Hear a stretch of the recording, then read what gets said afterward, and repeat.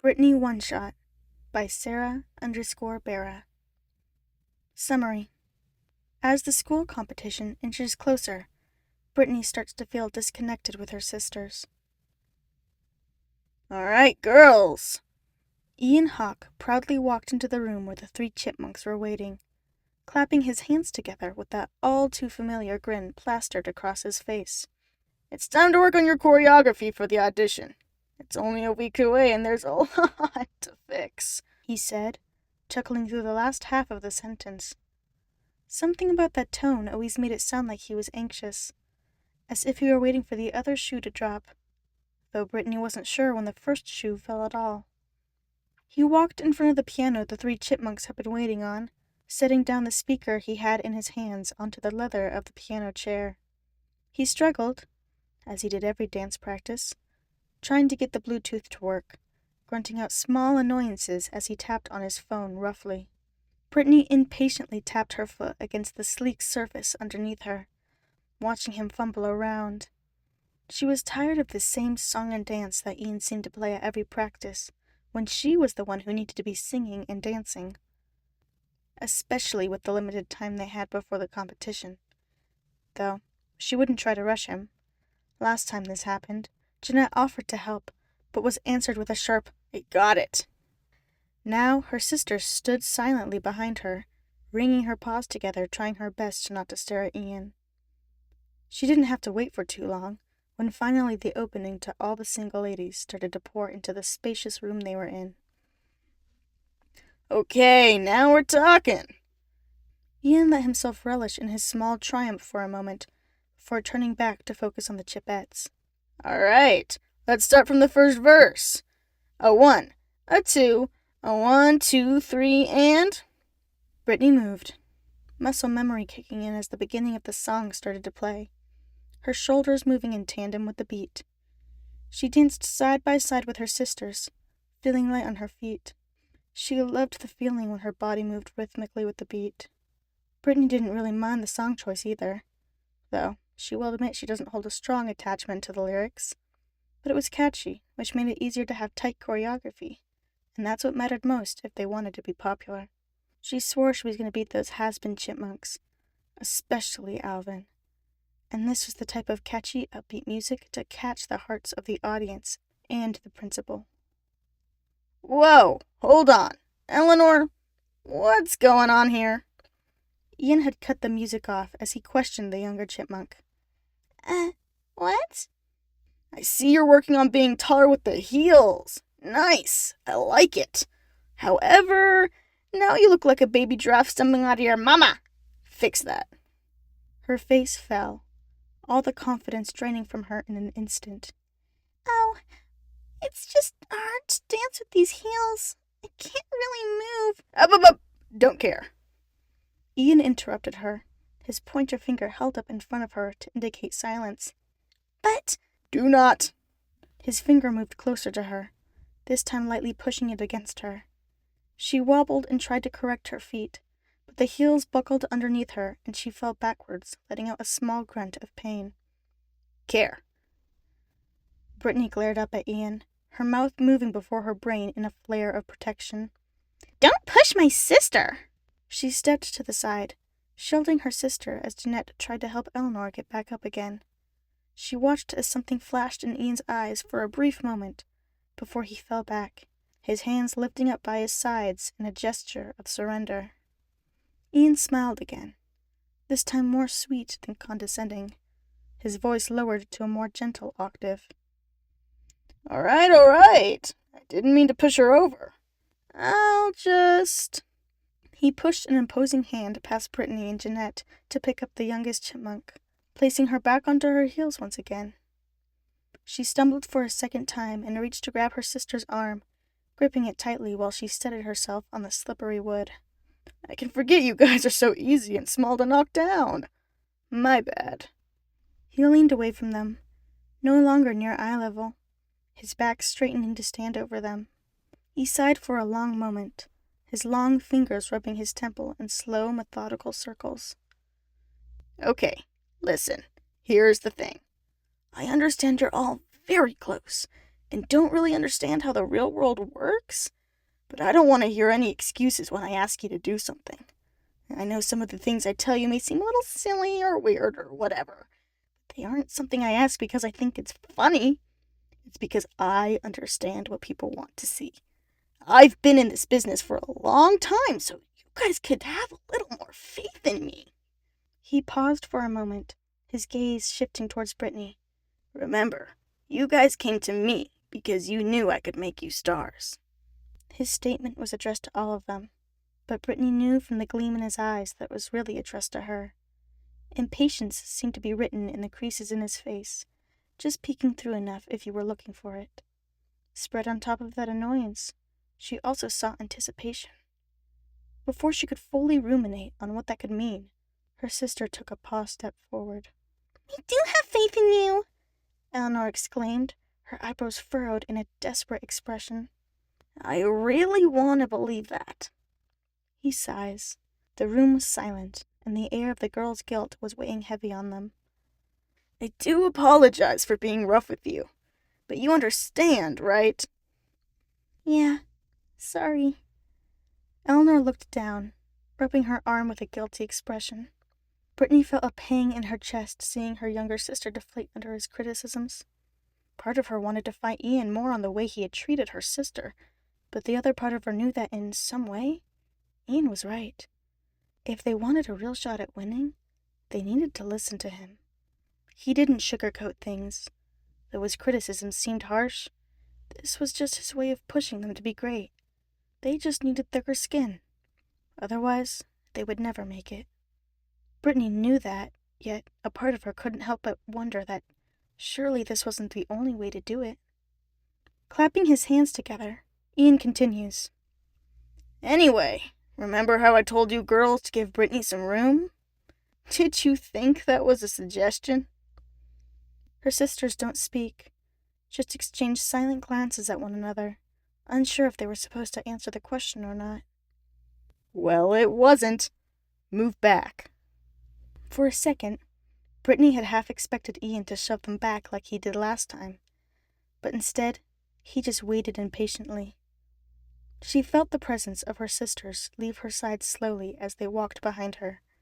She almost looked back, but stopped herself. There wasn't time for doubt. Not with Ian watching. Not right now. She didn't want to think about the looks that were probably on her sisters' faces. "Let's try this again." Suddenly, the music was back on, and she felt her body moving again. She felt the weight of gravity as each step seemed to pound on the ground. The music was not fully registering in her mind as she tried to focus on the moves, wondering what her sisters might be looking like behind her. She had hoped that Eleanor wasn't slipping with her heels, mostly since she was worried about her falling, but there was also the worry of Ian. She didn't want him to stop the music again, didn't want him to comment on Eleanor's performance again. Brittany just needed to get over it, since both she and Eleanor needed to improve. What did Jeanette think about Ian's comments? She has been a bit more judgmental recently. I mean, she hasn't said anything to Brittany, but she could tell. Something about the way Jeanette looks at her sometimes. Were they upset at her? She could understand. She was the one who pushed them into this. But it was for them. "Brittany!" The music had stopped. When did it stop? "Your face is out of place." He smiled widely, his fingers tracing the smile on his face to emphasize his point. "Fix it."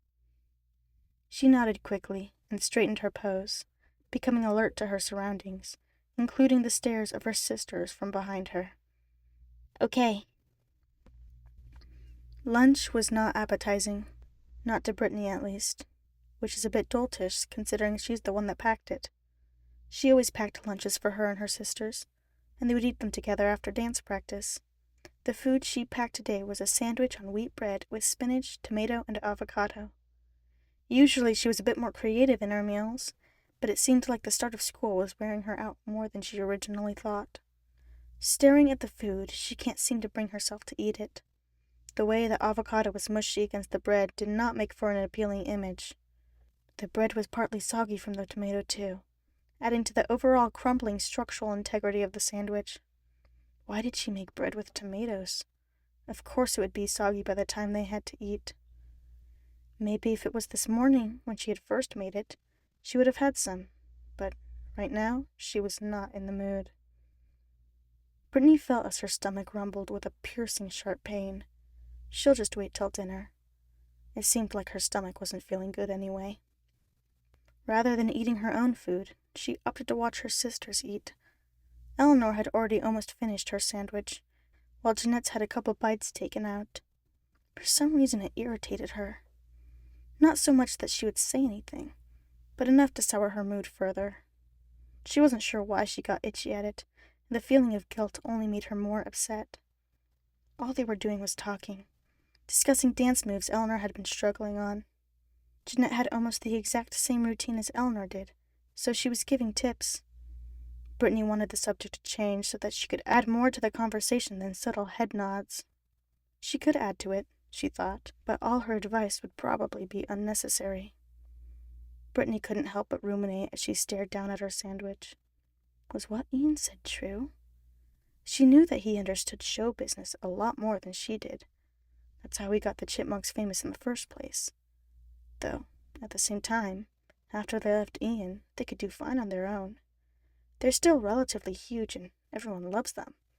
Well, maybe that wasn't entirely true, she thought. Looking at the mess they were in right now after their recent concert, she guessed it's not hard to gain notoriety when people don't see singing chipmunks often. Then, does Brittany even need Ian? Her face twisted into a grim expression. She clutched her sandwich in her hands tightly. The sandwich she was only able to make using Ian's ingredients and using Ian's kitchen. It had only been 10 minutes since they all started to eat, but Eleanor had already finished most of her sandwich. She ate it absent-mindedly as she listened to Jeanette. Jeanette, on the other hand, had only eaten half of hers. It laid sitting on the plate, neglected, as Jeanette was more focused on talking than eating. Brittany decided to pack her sandwich into a plastic bag. She didn't really want to throw it into the trash, though. If she was really hungry, maybe she would be glad to have something to eat. As she slipped it into her bag, she looked to see if any of her sisters were watching her. Seeing them distracted, Brittany quickly stashed the food in a pocket of her bag separate from her other things. She looked back at her sisters again, still talking, though Eleanor seemed to have been eating the rest of Jeanette's sandwich. The itch of irritation started back up in Brittany. "Were you really that hungry?" Brittany asked, stopping their conversation. The judgmentalness in her tone surprised even herself. The both of them looked at her, eyes wide, before glancing at each other. "What?" Eleanor asked, after a long beat of silence. "I'm just saying, if you needed more than one sandwich, you could have asked. You didn't need to eat Jeanette's." She tried to sound calm, but the pressure of both their stares made her voice waver. She knew her comment sounded a lot harsher than she meant, but she didn't want to try to explain herself. "I told her she could have it," Jeanette said, defending her sister. "Why? You didn't like the sandwich I made?" She knew that she was being a bit unfair, but she couldn't help but feel a little hurt at the thought. Jeanette looked away from her, clearly getting uncomfortable. "It's not that," she said, her words seemingly failing to reach her properly. Brittany bit her lip. She looked to the side, trying to think of what to say. She wasn't trying to be combative. She just wanted everyone to be at their best. But that was an excuse, and she knew it. "It's okay, Jeanette. Brittany is probably right. I'll try and pack something next time." The dullness in her sister's smile made Brittany realize that what she was doing was so idiotic. She didn't need to try to defend her actions when she was hurting her sister just the same as Ian had. "No, Eleanor," Brittany said, her eyes regretful. She shouldn't be making her younger sister say things like that. She closed her eyes and took a breath, shaking her head slightly. She was the older one, and she had to be protecting them. "I'm sorry, Eleanor. That was totally uncalled for." Brittany put her head in her hands. "I was just irritated and tired and—" She bit her lip. It was hard to apologize. She wasn't sure how much she wanted to reveal about why she said what she did without exposing herself. Plus, she didn't want to make it about herself. "I'm sorry." She looked at Eleanor again, and saw as her sister was holding back tears, her lip quivering. "Eleanor? I just thought—" Eleanor's voice wavered, shaking as she spoke. "I thought it was okay. I thought that now that we were finally here, it would be like—" God, Brittany was horrible. She was awful. She was the worst. How could she make her sister cry like that? She wanted to crawl out of her pelt, ripping it away so she could run out of her body. "I'm sorry. It's not that big of a deal. I'm just being dumb." Eleanor sniffled, wiping her eyes. Jeanette reached out a hand towards Eleanor but hesitated. "No, Eleanor, I'm sorry. It's my fault," Brittany said desperately. She took a deep breath. "I'm sorry." Was that all she could say to her? She needed to properly apologize, but her breath started to quicken. She looked at her paws, then back at her sister, whose tears stopped, and now was looking at her with a concerned expression. Fuck. She made it about herself. "Brittany?" Before Eleanor could say another word, Brittany closed her eyes and stood up, grabbing her backpack and slinging it onto her shoulder. I'm going. I need to see Ian." "Why?" Jeanette asked, clearly calling her out on her odd change in behavior. Brittany was running away, and she knew it, but she couldn't stay. She would just make things worse. Brittany looked to the side, not daring to face either of her sisters. She thought for a moment, wondering if she should tell them Ian had asked for her, but seeing her sisters watching her with concerned expressions made her heart squeeze. She shouldn't tell such a bold-faced lie to them, but she couldn't admit her own cowardice either. So she went with neither. Something vague enough, but true. "I need to ask him about my choreography." "Right now?" Jeanette questioned her, as if seeing through her pathetic attempt to run. "Yeah." She turned to Eleanor again. She stopped herself and turned away. Eleanor said something as Brittany left the room, but whatever it was, Brittany didn't hear it. Brittany quickly walked down the corridor, its long walls and tall ceilings suffocating her. Her thoughts were scrambled like a school of fish being hoisted onto a ship, trying to break free from the net, but trapped as they frantically bumped into each other. The doors grew taller around her, but she shook her head as she tried to ground herself. Her feet moved, but her mind didn't follow, so when she found herself outside of Ian's office, she was slightly taken aback. It's not like she hasn't been here before, but this time felt more daunting. She hesitated, unsure if she actually wanted to be alone with Ian. The way his eyes leered at her longer than her sister's made her fur prickle, but she didn't want to back out now. As she was working up the courage to knock on the door, it suddenly swung open, and she ran back to avoid being hit. She gasped as she looked up. Ian carelessly walked out of the room, stomping around as he was arguing with someone on the phone. "I got something here.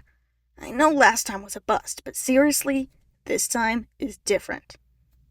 He looks down at Brittany, just barely noticing her as she was dusting her jacket off, and he quickly turns back to face the door. He turned back to her, his eyebrows raised in surprise, but his usual smile still plastered on his face. "If it isn't my shining star." His left eyebrow quirked up further on his face as he put his phone into a jacket pocket, bringing his full attention onto her. "What are you doing here?" he asked slowly, as if he was still taking a moment to fully register her presence. She glared at him for a moment, still spiffed at almost being trampled over, but quickly decided not to mention anything. "I just wanted to ask you about my choreography," she said curtly, going with the excuse she had given her sisters earlier. She did have questions, of course, but not ones that needed an answer so immediate that she couldn't ask at the next practice. Her voice clearly wasn't spoken with the confidence she hoped, though, as Ian narrowed his eyes. "Is that it?" He looked her up and down, taking his time to analyze her, or that's how it felt to Brittany. She curled her paws into small fists, She didn't like the idea of Ian not believing her. Yes, like you said, we need to get this down before the competition. He chuckled as he opened the door to his office. All right, then. I like your enthusiasm. She walked into the office. She had never actually been inside before. It was a lot smaller than the penthouse he lived in. It was more messy, too, covered in his belongings. They were spread out across the room without seemingly much care placed into where goes what. She notes how different it is than the neatly tucked-away nature of the penthouse. For a moment, she wondered if he had someone clean the penthouse. She wouldn't be surprised, given how expensive it is. He slumps into his office chair, gesturing with his hands for her to hop onto the table of the desk. She used the table to crawl up. She tried to avoid all the wrappers and random papers scattered through his desk, which proved much more difficult a task than she initially thought, since the narrow nature of the desk didn't give her a lot of safe walking space. So, he crossed his arms, what choreography did you want to ask me about? She hesitates, taking a moment to rack her brain for problems in her routine. Well, on the initial beat drop, I think my timing is off. I think I'm starting too early. I did notice that, but it's something I'll shake off soon enough. He looks at her, his eyes narrowed. Is that really what you wanted to ask? She bit her lip at his questioning of her again. She supposes she should stop beating around the bush and talk about the real issue she wanted to discuss. Ian, are you sure I should be the center? She asked as she held her wrist. What do you mean? He almost laughed, clearly surprised she would even suggest something like that, as if the possibility had never even crossed his mind. Brittany, I can't have all three of you as the lead singer. I know, but... she protested. Her tail flicked side to side quickly. After seeing Ian's furrowed brow, she lowered her voice again, and her tail became still. I know, but can't they maybe share more of the spotlight? Brittany, your sisters are good to have, since background singers are great for visual interest, he said, waving his hands in a dismissive gesture. But I've already got the ideal setup right now, and I just can't realistically give them more. He stopped for a second, looking at the wall as if imagining it for the first time. Well, maybe they can sing a word or two on their own, but still. He shook his head, looking to Brittany again. My point is, I can't change their spot. He sighs, adjusting his posture to sit up straighter. Plus, do you really think they can handle the spotlight? I mean, they're no Britney Spears. They're utilized well enough with what we're doing right now, but I'm just not sure I can trust them not to crack under the pressure if they got solos. Brittany imagined it. She understood where he was coming from. Eleanor was far too timid to want to be the center of attention, and Eleanor was sensitive. She couldn't handle that kind of pressure. They're a lot stronger than you think, she argued, despite agreeing with him. She still felt protective of her sisters, and didn't like the way he carelessly talked about them. I'm not saying they're not. People just... He dragged the last words out as he tried to carefully explain his point. People just have certain strengths and weaknesses. Your sisters are strong in synchronization, but they're just weak in this certain aspect. He sighed, shaking his head as if he knew she wouldn't totally understand his reasoning. But you're different. He placed his drink down. I mean, you've already shown me in the short amount of time I've worked with you. You're the one who stepped up when I lost my keys to the penthouse, and you were the only one I didn't ask. What does that have to do with anything? It shows your drive. Something that, unfortunately, I just don't see in your sisters. He started to grab some of the scattered papers on the desk, examining them before stacking them on a pile. And drive, Brittany, is what separates the small-town garage bands from the stadium-selling superstars. Her eyebrows furrowed, and she was about to call him out on his insinuation, when Ian suddenly exclaims, Ha! I knew it was still here. He grabs one paper, and his expression lights up. He unfolds it and lays it down by Brittany. She looks down and sees the image of a female singer on stage. lights and smoke surrounding her as the audience all have their arms out, reaching for her. "Who's that?" Brittany asked, her eyes fixed on the singer in awe. "This is who you could be. Who you will be if you could just harness that drive." He holds the picture up and places it behind her, positioning it so that the silhouette of the singer is aligned with Brittany. "You know why I chose you? It's because when you danced, I could imagine you on that stage." His eyes burned with ambition as he looked at her. It made her fur prickle, but she couldn't say she hated it this time. He set the paper down again, and Brittany felt that intense gaze disappear. "Really?" she asks. The image that he painted of who she could be seemed so close to Brittany. She wanted to reach it and grasp it with her hand, but she hesitated. "But—" She paused, her paw tightly grabbing onto the shirt under her jacket. "Are you sure? Can I really be that?" "I want to say yes, but you need to get rid of your doubt.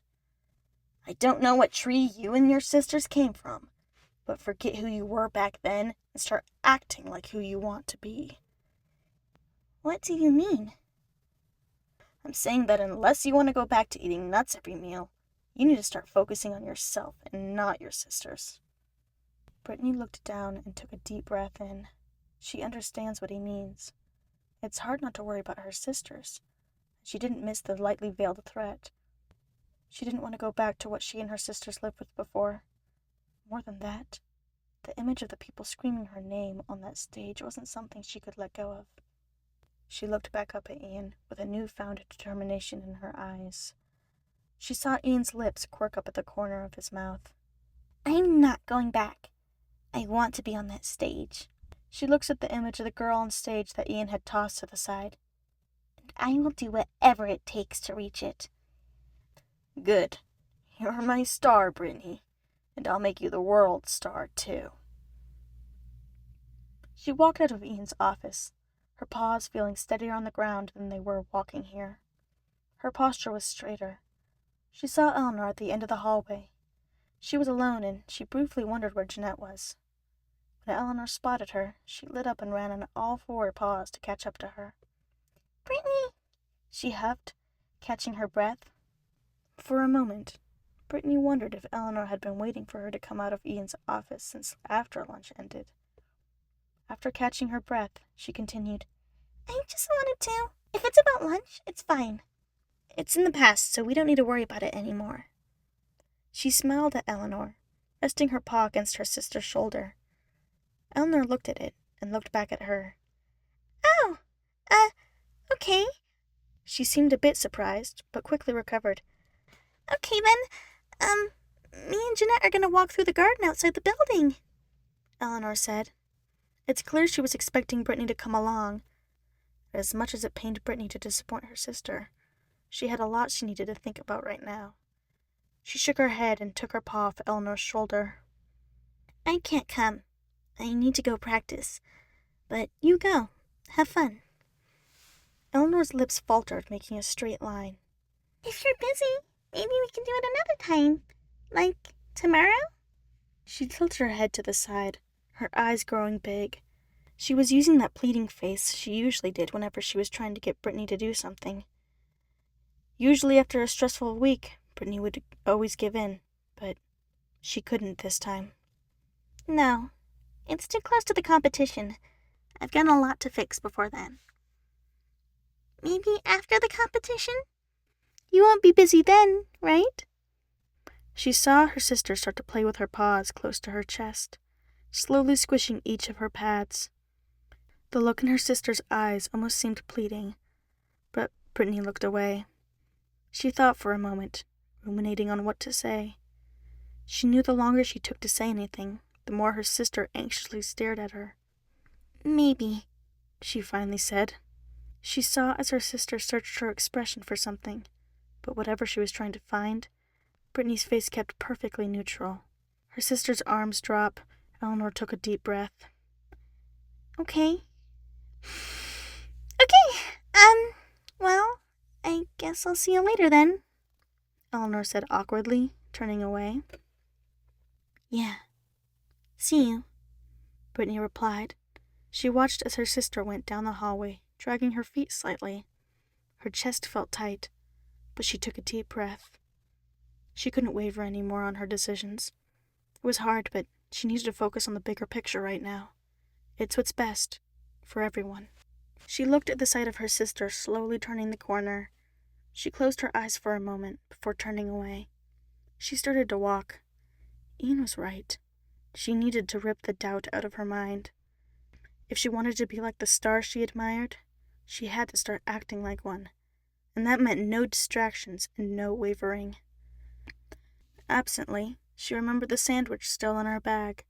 She took it out and examined it for a long moment before clutching it tightly and throwing it into the trash.